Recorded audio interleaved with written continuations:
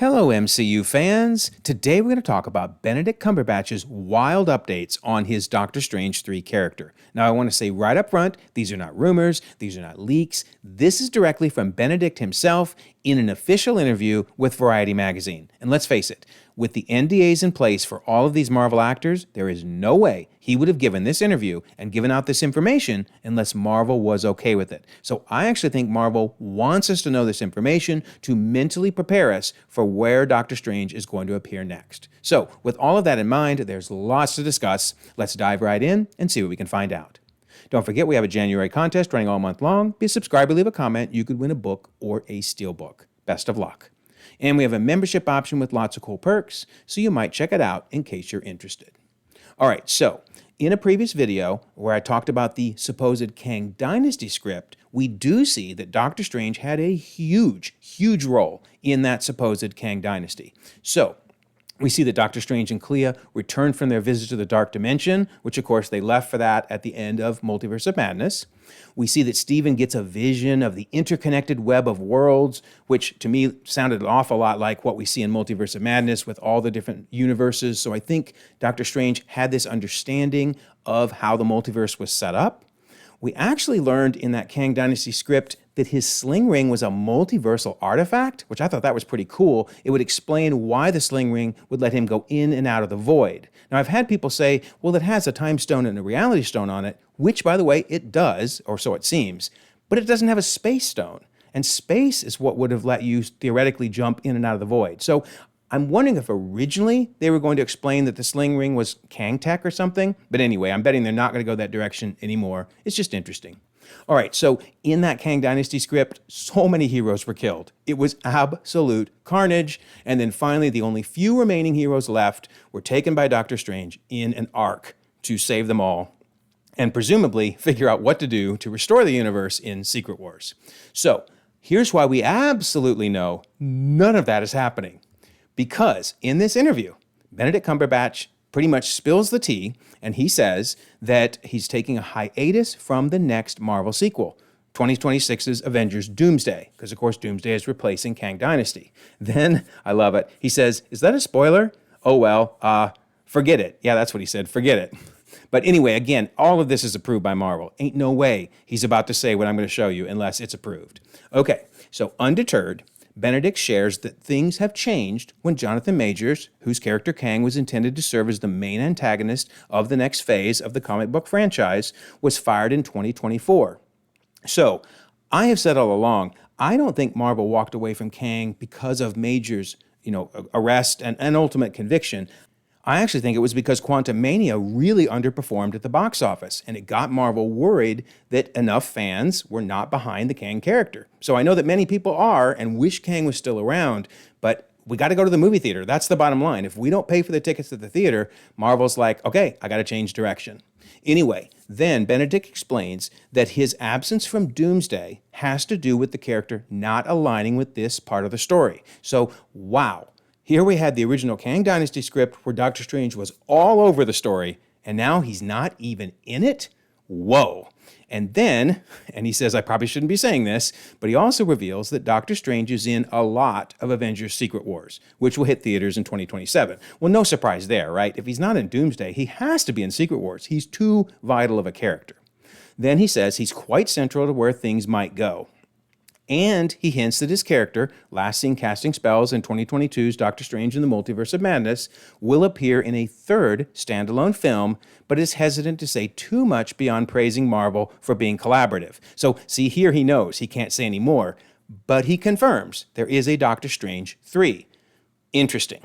Then I love this. He says Marvel is very open to discussing where we go next. He says, who do you want to write and direct the next one? What part of the comic lore do you want to explore so that Doctor Strange can keep evolving? He's a very rich character to play. He's a complex, contradictory, troubled human who's got these extraordinary abilities, so there's potent stuff to mess about with. So that's cool. We've heard many times that Marvel works collaboratively with their actors, and here we're seeing it again. But okay, man, he's not in Doomsday.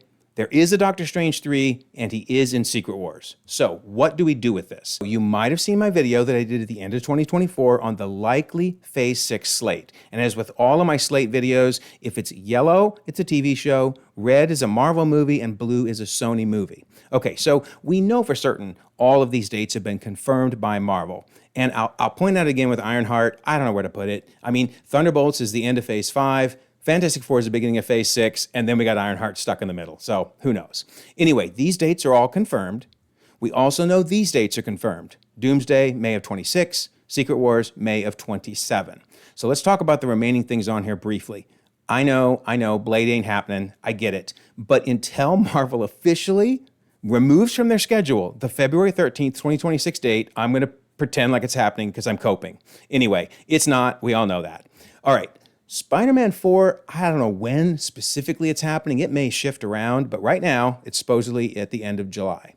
Now, these TV shows, I mean, we know some of these are happening at some point, right? Daredevil Born Again Season 2, X-Men 97 Season 2, those are both happening. They've said Vision Quest is happening, and they're sure hinting at Young Avengers or Champions and Nova. We just don't know when they're happening, so these are my guesses. Nothing but a guess. But here's the key.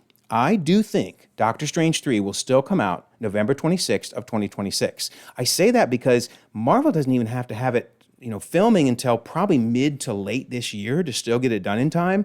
So I'm going to bet we're going to hear an announcement in the next couple months that Doctor Strange 3 will be there and, in fact, will fit in perfectly between Doomsday and Secret Wars. Again, we know he's not in Doomsday, but we know he is going to be in Secret Wars. So let's talk about maybe how Doomsday, Doctor Strange 3, and Secret Wars could all play together. So we know Doctor Doom is the new big bad for Doomsday, right? Everybody knows that. So what's Doctor Doom going to do? Well, I'm wondering if he's the one that may discover the TVA and say he's working with them, right? He's trying to help solve this multiversal issue. I really, really, really think we will see some resolution to the Kang Council, even if it's just 5 minutes. But I think Doctor Doom will find a way to help destroy them, working with the TVA. It's a perfect way to wrap that up. I also think Doctor Doom may retrieve the multiversal artifacts. We've heard many, many times the rumors and thoughts and theories that the bangles and the 10 rings are some type of Kang tech. So I think Doom might still get a hold of those. Ultimately, and I think this would be really cool, Doctor Doom will dethrone Loki and use the tree to create a brand new 616. But here's the key. He'll do it in a way that nobody even knows anything has changed, right? He will create it in his image the way he wants it. That will allow Spider-Man 4 to actually start out being pretty grounded because no one will know it's a fake reality that they're in. So we pick up right up with Peter Parker just hanging out doing, Peter Parker stuff and teaming up with whoever. Because remember, it's supposedly fitting in between Doomsday and Secret Wars. So I think that would be a really, really cool way to handle it. Maybe that's even how we end up getting Null and Venom involved. Because if all that Doctor Doom does is create a new 616 and try to shield it from the rest of the multiverse, maybe some of these multiversal beings, like Null, end up showing up along with Venom. Because there's been rumors and theories, at least, that they might be in Spider-Man 4. So just a crazy idea, but it could work. Then I think Doctor Strange 3 will reveal how Stephen discovers Doom's plan. So whatever is happening when he took off to go take care of those incursions, it will also result in him realizing what Doctor Doom has done. And that will finally lead to Secret Wars becoming an all-out battle to restore 616. And of course that raises the question of whether Secret Wars will be a hard reboot or a soft reboot, but I've done a video on that if you want to know all my theories there. But I want to know your thoughts. How do you think these 4 movies are going to go down? Doomsday, Spider-Man 4, Doctor Strange 3, assuming we get it before Secret Wars, and of course, Secret Wars itself. I love to read all your theories, and I promise to respond to all of them. So don't forget that contest. Be a subscriber, leave a comment, win a book or a steelbook. And of course, there's the membership option in case you're interested in that. And then I always love to mention the Discord. Here we are talking about that big news from Benedict. So we'd love to have you be part of this. I will leave a pinned comment so you can join 1,900 members across the globe, conversations 24/7, and we would like you to be part of them. Also, if you don't mind, like this video, subscribe if you haven't already. You can check out more content, and we'll all continue to enjoy the ever-growing, the ever-changing Marvel Cinematic Universe.